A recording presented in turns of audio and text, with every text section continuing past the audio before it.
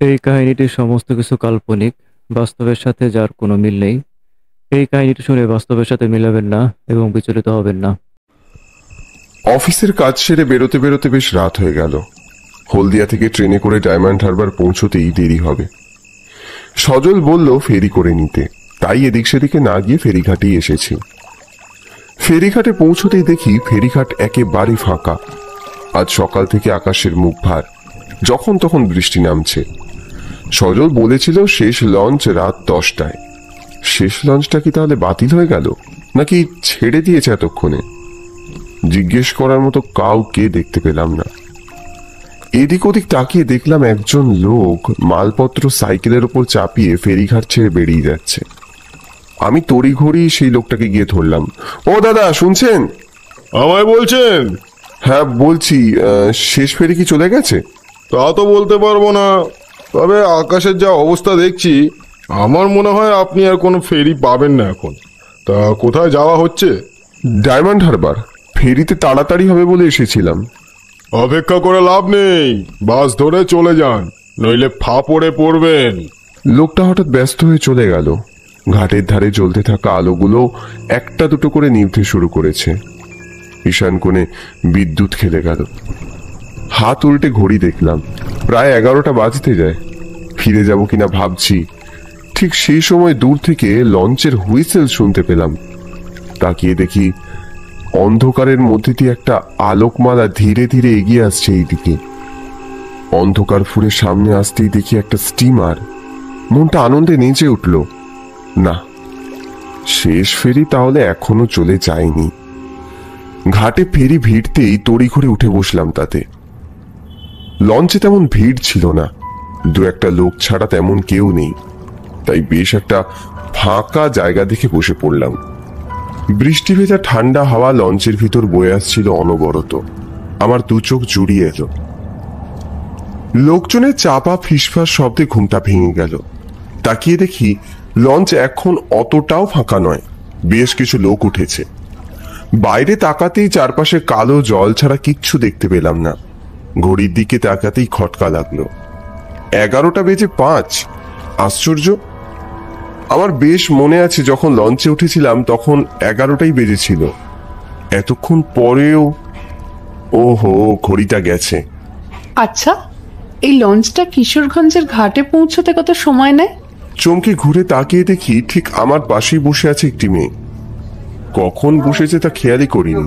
এক ঝলক তার দিকে তাকিয়ে দেখি পরনে জামা কাপড় একেবারে ভিজে সব সপে। বৃষ্টিতে ভিজেছে মনে হয়। কিশোরগঞ্জে কখন পৌঁছবে তা আমার জানা ছিল না, তাই বললাম, সে তো বলতে পারবো না, এই পথে প্রথম, কিন্তু আপনি যে একেবারে ভিজে গেছেন দেখছি। ও ঠিক আছে, আমার অভ্যেস আছে। না না, তা বললে হয় নাকি? দাঁড়ান, আমি দেখি কি ব্যবস্থা করতে পারি।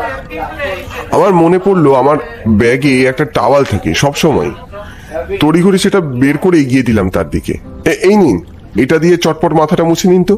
মেয়েটা অপ্রস্তুত ভাবে হেসে আমার হাত থেকে তোয়ালে নিয়ে একরাশ কালো চুলে আলতো করে বোলাতে বোলাতে বললে, অনেক ধন্যবাদ। আসলে অসময়ে বৃষ্টি নামবে বুঝতেই পারিনি। আরে না না, এতে আবার ধন্যবাদ দেওয়ার কি আছে? আপনি কি বাড়ি ফিরছেন? এই যা, আপনার নামটাই তো জানা হলো না। আমার নাম রূপকথা, রূপকথা মিত্র। আপনার? আমি হিমাংশু। আপনি এদিকে কি কোনো কাজে এসেছিলেন? হলদিয়াতে আমাদের অফিসের মেইন ব্রাঞ্চ, তাই আসতে হয়েছিল আর কি। বুঝতে পারিনি এত রাত হয়ে যাবে। ও, আপনার হলদিয়াতে অফিস? আমারও তো হলদিয়াতে অফিস। রূপকথা মুচকি হাসলো। ওর চুলগুলো হাওয়ায় এলোমেলো উঠছিল। হাসলে ওকে বেশ মায়াবী লাগে। আমি জোর করে ওর দিক থেকে চোখ সরালাম। হঠাৎ চোখ চলে গেল লঞ্চের কোনায় বসে একটি লোকের দিকে। লোকটার মুখটা কি ভীষণ ফ্যাকাশে মনে হলো। আমি রূপকথাকে ডাকলাম, দেখুন, ওই ওই লোকটার মুখটা। কি দেখবো? কোন লোকটা? লোকটাকে দেখাতে গিয়ে দেখলাম, কোথায় কি, লঞ্চের কোণে বসে সেই লোকটার মুখ সম্পূর্ণ স্বাভাবিক। কি হয়েছে হিমাংশু বাবু? না, কিছু না। আমার মনে হয় আপনি ক্লান্ত, একটু বিশ্রাম নিন। ছেলেটি কিন্তু বেশ ভালো। উফ দাদু ভাই, তুমি পারো বটে। তুমি বললে আমি একবার কথা বলে দেখতে পারি। এই যে মিস্টার। দাদু, করছোটা কি? নমস্কার, আমি তমজ্যোতি মিত্র, রূপকথার দাদু। ও নমস্কার। এতক্ষণে খেয়াল পড়ল রূপকথার পাশেই বসেছিলেন একটা বয়স্ক ব্যক্তি।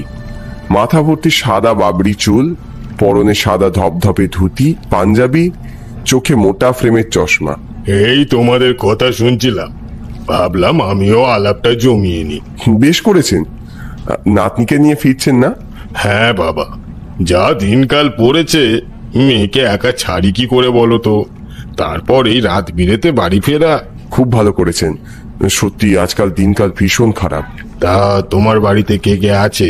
এখন বাড়িতে লোক বলতে আমি, বাবার মা। একসময় আমাদের বাড়ি গম গম করতো লোকজনে। কাকুরা তো সব বাইরে বিদেশে কাজে, আর আমার ভাইরাও ব্যাঙ্গালোরে পড়াশুনো করছে। ও আই সি। তা তোমার বিয়ে থা? আহ দাদু, তুমি চুপ করবে? এরপর থেকে আমি তোমাকে কোথাও সঙ্গে নেব না। তুই আর কি বুঝবি? যতদিন না তোকে একটা ভালো ছেলের হাতে নিশ্চিন্তে তুলে দিতে পারছি, ততদিন যে আমার শান্তি নেই। আমি ওদের কথা শুনতে শুনতে বাইরের দিকে তাকালাম। কি আশ্চর্য, ভিতর থেকে বসে বোঝার উপায় নেই যে লঞ্চটা চলছে। ইস, বাড়ি তো এতক্ষণে চিন্তা করছে। আচ্ছা তমজ্যোতি বাবু, কটা বাজে বলতে পারেন? আমার ঘড়িটা মনে হচ্ছে বন্ধ হয়ে গেছে। হ্যাঁ, কিছু বলছো?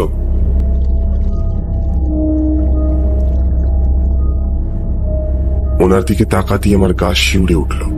এই কি দেখছি আমি? তমজ্যোতি বাবুর মাথার পাশ দিয়ে রক্ত গড়িয়ে পড়ছে, আর একটা ধাতব রড ওনার মাথার ডান দিক থেকে ঢুকে বাঁ দিক দিয়ে বেরিয়ে গেছে। হিমাংশু বাবু, আপনি ঠিক আছেন? রূপকথার ডাকে সম্বিত ফিরে পেলাম। ঘোর কাটিয়ে তমজ্যোতি বাবুর দিকে তাকিয়ে দেখি তিনি সম্পূর্ণ অবিকৃত অবস্থায় সামনে বসে আছেন। তবে আমি নিশ্চয়ই ভুল দেখছি। বলি, এ লঞ্চ ঘাটে বেরবে কখন? আদৌ লঞ্চ চলছে তো? হ্যাঁ। ওদিক থেকে একটা উদ্গ্রীব মহিলার কণ্ঠ ভেসে এলো। তাকিয়ে দেখি লঞ্চের একপাশে বসে আছেন একজন অলংকার পরিহিত মহিলা।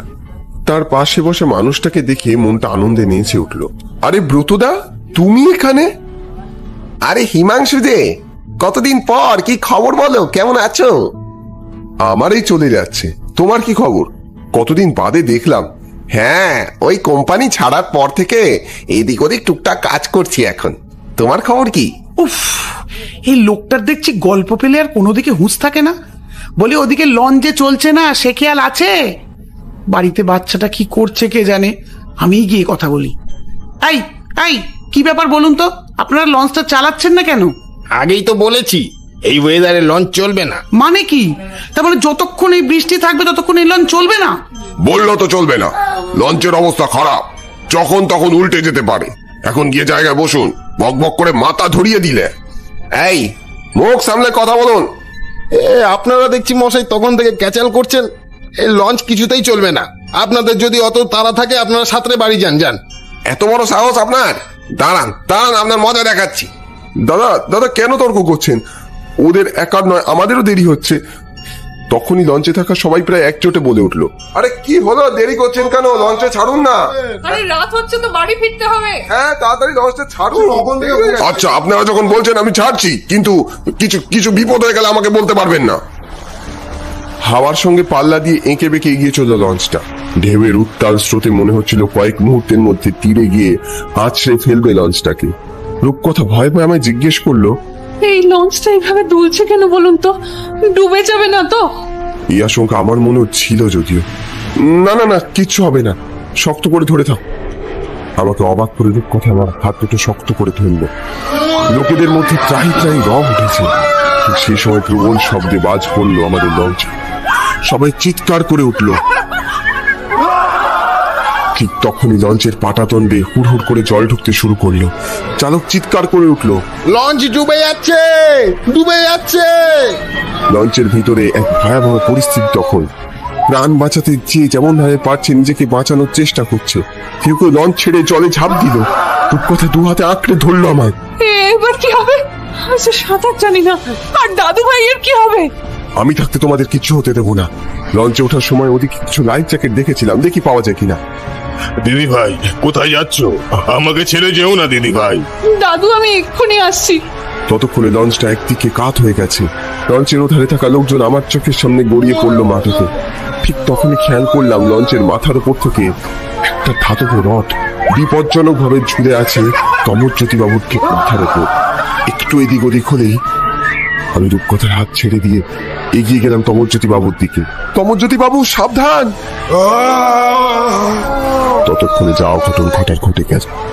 রডটা খুলে এসে কেটে গেল ওনার মাথায়। মাথাটা এফোড় এফোড় করে বেরিয়ে গেল। রূপকথা আর্তনাদ করে এগিয়ে গেল সেদিকে। রূপকথা, রূপকথা, ওদিকে যেও না, সাবধান! লঞ্চের পাটাতনটা আমার চোখের সামনে ভেঙে দুটুকরো হয়ে গেল। ব্রতদা ওনার স্ত্রী গড়িয়ে পড়লো জলে। রূপকথা ছুঁড়ে আছে লঞ্চের ভাঙা অংশ। কিচ্ছু হবে না, আমার উপর ভরসা রাখো। রূপকথা, হাত ধরো, আমার হাত ধরো। আর পারছি না, আমি পড়ে যাব। কিচ্ছু হবে না, তুমি আমার হাতটা ধরার চেষ্টা করো। রূপকথা হাত বাড়িয়ে দিল আমার দিকে। ওর দু চোখে বাঁচার কি সুতীব্র আকাঙ্ক্ষা। আমি হাত বাড়িয়ে দিলাম আরেকটুখানি।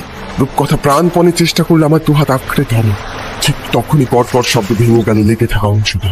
রূপকথা ভাঙা পাটাতন দিয়ে গড়িয়ে পড়লো আমার চোখের সামনে। না রূপকথা, না, না!